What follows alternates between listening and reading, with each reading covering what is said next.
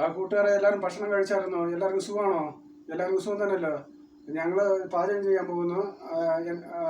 എൻ്റെ വക എല്ലാവർക്കും ഗുഡ് നൈറ്റ്. എല്ലാ കൂട്ടുകാർക്കും എൻ്റെ വക ഗുഡ് നൈറ്റ്.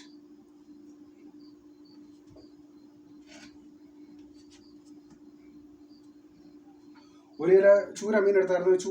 ചൂരയാണ് ഫ്രൈ ചെയ്യാൻ പോണത്, പൊരിക്കാൻ പോണത് ചൂര. എണ്ണ ഒഴിച്ചു കൊടുത്തായിരുന്നു. ചൂടായ എണ്ണയിലോട്ട് ഈ ചൂര ഇട്ട് കൊടുക്കാൻ പോകുന്നു. കട്ട് ചെയ്തൊക്കെ എടുത്തായിരുന്നു. മസാല പുരട്ടി കൊടുത്തായിരുന്നു.